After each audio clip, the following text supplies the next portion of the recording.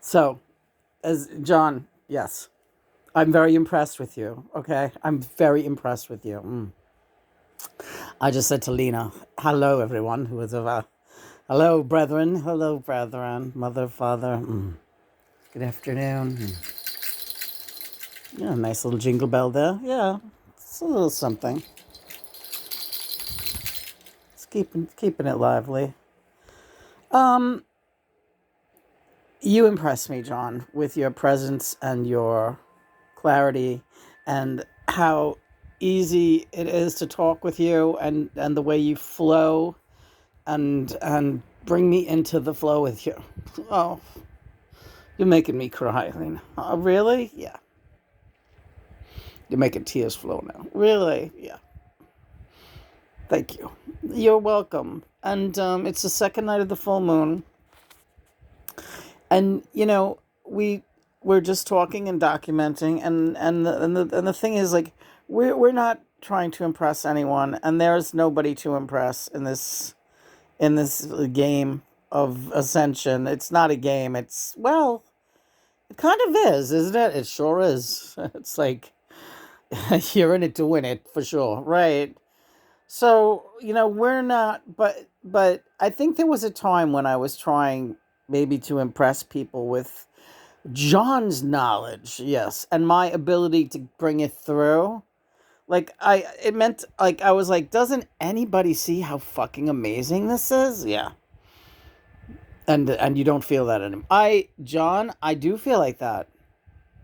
I'm glad we're having this discussion. Yeah.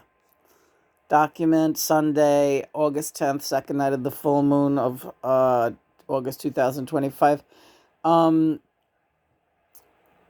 but we're in it but it's become a really personal journey, which is what it should be, and what it has really been all along. But I guess the fact that John has all of this incredible knowledge that just pours forth, and has poured forth over the years through my channel, that I just, like, would always become frustrated because I didn't feel that people were getting it, and now I don't care. That's great. Is it? It's the best state that you could possibly be in. It's so optimal that you feel that way, and that it matters not. And, there is nothing to prove. We're proving ourselves to one another, right? And that's the only. I just need proof of your love and devotion every day, and I get it. And I hope I give you my proof as well. You do. You're such a loving, loving being. And I feel your love for really everything in the universe and everyone in the universe. But I especially feel like this incredible attachment that you and I have as two halves of one whole being. Yes. Because without you, I'm half. I know that. Without you, I feel like less than half. Oh, God, don't even say, well, like nothing. Sandra Bernhard, that was her play, Without You, I'm Nothing. Yes. Talking just very quickly to get away from our personal craziness about each other, which is always a nice topic, but I have to mention that Aubrey Plaza and Nellie Mackay, our two star children, our two amazing star daughters, are doing a play together in New York City this coming holiday season. I'm so excited about it. So, gee, wouldn't it be something to be able to go to that? Don't worry, we'll get you front row seats. All right. Aubrey Plaza and Nellie Mackay starring in Let's Love. And they just made the announcement yesterday, so it's very exciting. Hi, Ozzy. Ozzy's doing great out there. Sonny Bono, we're practicing. Yeah, I know. Yeah. I also would like. Yeah, hi, Frank. Frank Sinatra's here. Frank Sinatra, are you going to be coming in with Son? Yeah, me and Sonny, we have a similar We have a similar aesthetic. You guys kind of sing strangely alike. It's an Italian thing. Is it really? Yeah. Because Sonny had that, like, he doesn't sound like Sinatra, but in a way, he's just like, the way he threw his syllables around, like, it was similar to Sinatra. I'm only seeing this now as I think about it. What are you laughing, Bubby? I look a little bit too much. Not a little bit too much. Oh, baby. Ain't you the sweetest boy I ever lived? You're so good to me, and you did so many nice things for me these past few days.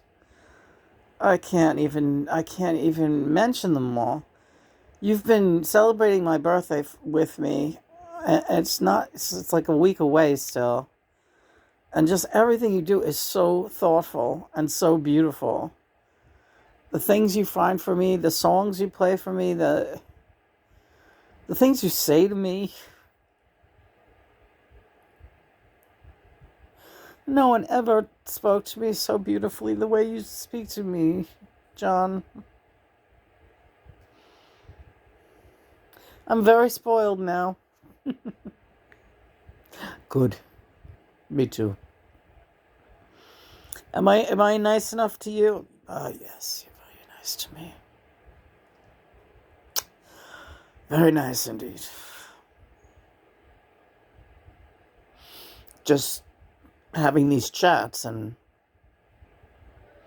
putting them out there, and regardless of any type of feedback you might or might not get, you're just doing it to document our life together. And I never could have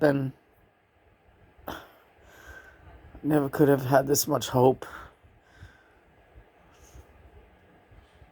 It's a miracle to me. It's a miracle. You're such a fearless girl. Aw, babe. You're really killing me here. You're not gonna be dead, baby. So getting back to Sonny Bono and Frank Sinatra. John's got me practicing this Frank Sinatra song that I've never sung before.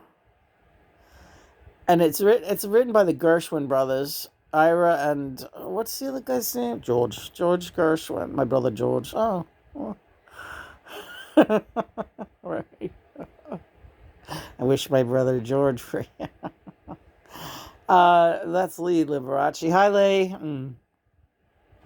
Hi, Gershwin brothers. They're all here. Everybody's here. But this song is so difficult. The key changes. It's a really catchy tune. I'm not even going to say the name of it. Because it's going to be, totally whiz bang wow when we get it right. But I think I have to listen to it like 50 more times. Sinatra's delivery, because that seems like it. I also heard, don't say it. Yeah, I heard another artist do it too, but Sinatra is the definitive. Truly and all. So yeah, turning that light off for a little bit, because it's just kind of a funky time of day. So we're just practicing music all day today. We had popcorn for our lunch, and then we had popcorn for dinner. And it was the best. We're just reading the share book. Yeah.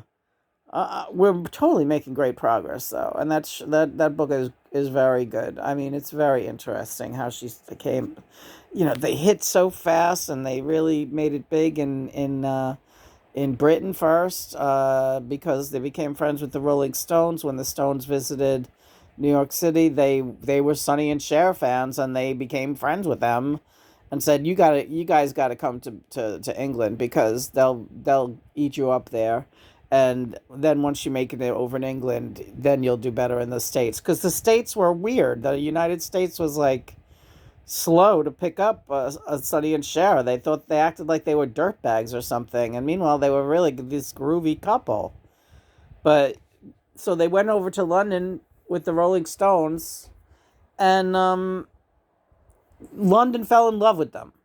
The Stones brought them all over the place. Everybody went crazy for Sonny and Cher, and then all of a sudden America was like, "Hey, come back! We We love you. Suddenly, Sonny and Cher are singing at the fucking dinner party for the Kennedys. Like, what the fuck? You know, they were treated like they couldn't even get arrested. They were really treated like shit. I'm serious. It was not cool. They were, and Sonny again. When I realize now the songs that guy wrote, Sonny is like up at the top with these really great songwriters. He wrote that fucking song, "Give Me a Ticket for an Airplane." I mean, you gonna tell me that's not the box tops covered? It's not. You gonna tell me that's not a great fucking song? Well, you got to do that one too. Or I'm gonna do it. Ain't no time to take a fast train. Lonely gays. Yeah, lonely gays. Lonely days are gone. I'm a going home. My baby, she wrote me a letter.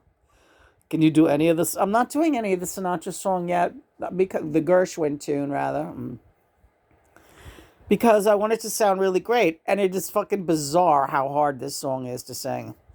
Yeah, usually you cover Sinatra like you're like a hand in glove with that. Yeah, I want to throw a tough one at you, and I think I did a good job at it. You did, and you know what, John? That's another thing you're really great at. Giving me homework and making me use my talent and my mind.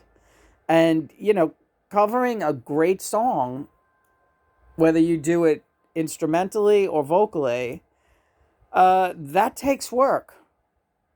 If you want to do the right thing by the song, and John, he'll pick them out for me, and it's like you got to work on that one. When I first heard it, the funny thing about this Sinatra song that we're talking about, I thought, oh, this is going to be fucking cinch. It is the hardest thing. Oh. And John knew that. And he was like, she needs a challenge. I got to give my baby a challenge. Yeah. He knows. He knows how to. He knows that I'm musically. I'm like, it's like a puzzle for me. If I'm challenged by something musically, it's like a puzzle, and I don't rest until I get it right. But I tell you, I listened to that fucking song like 40 times today, and I'm totally sick of it. But right, Chris, you heard me with that Sinatra tune. But here's the thing.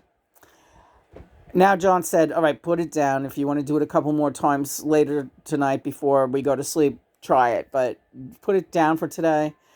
There is a very good chance that the next time I go to it, I'll know it like perfectly, because it will have absorbed into my brain.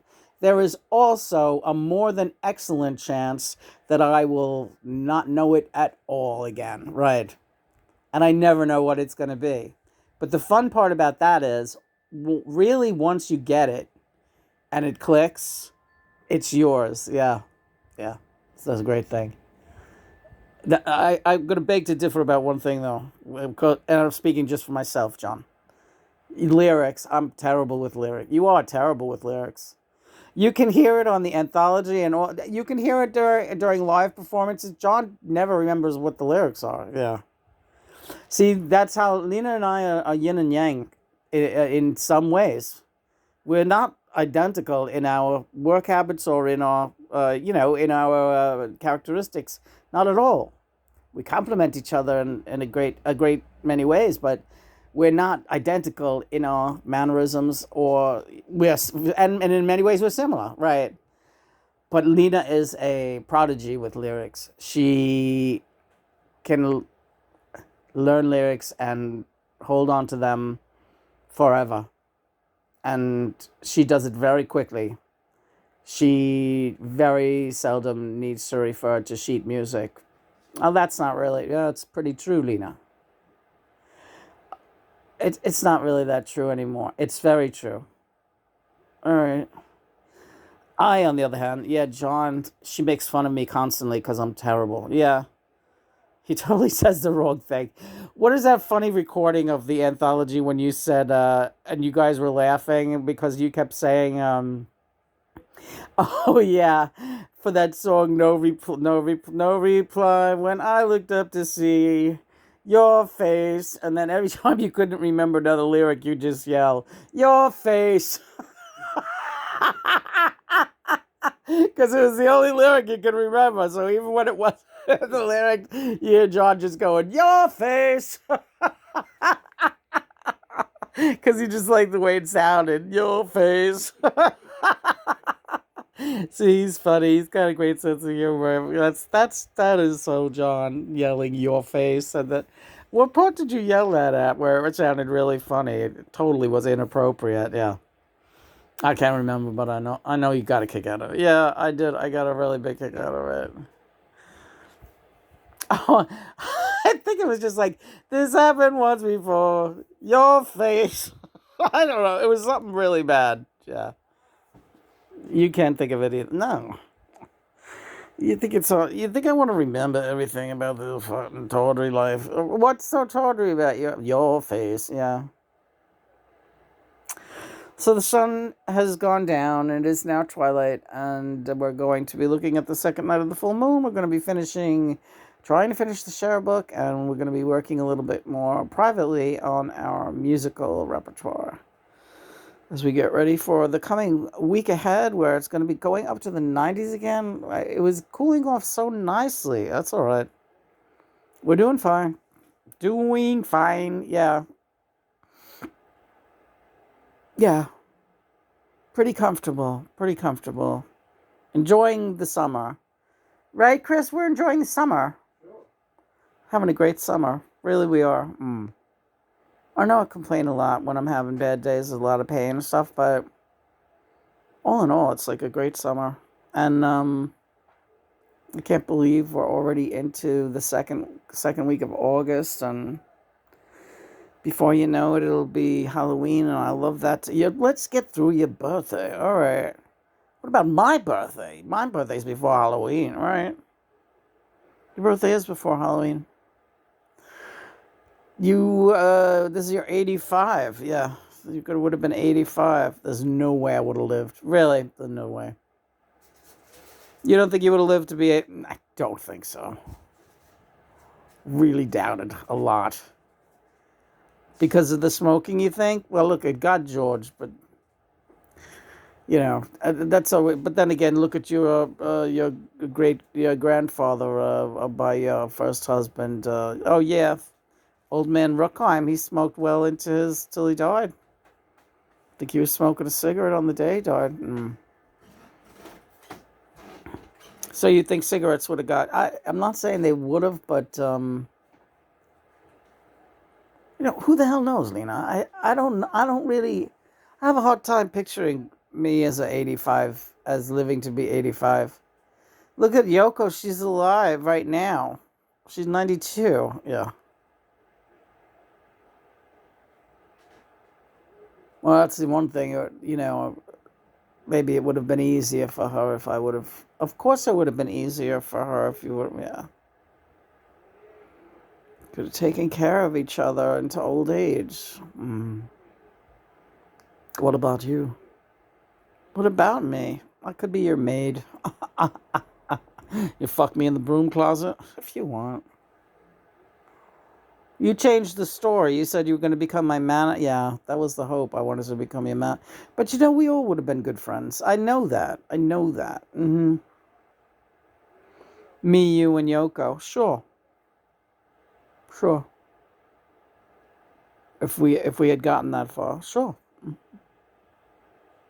We're friends now. Yeah, we are. I love you. I love you too. So does she.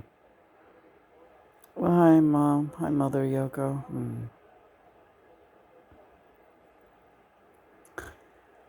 Hope you're not in too much discomfort. It's so annoying. It's shocking that you're almost 30 years. You are 30 years older. Oh my God.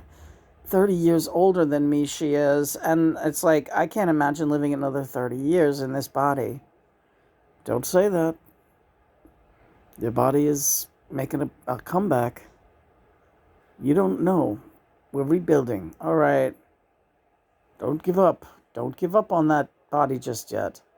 Don't give up on that vessel just yet. All right.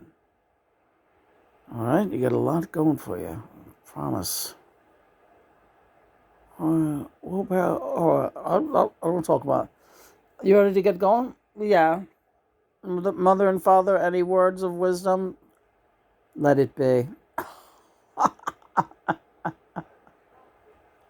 Live in the now. Be here now.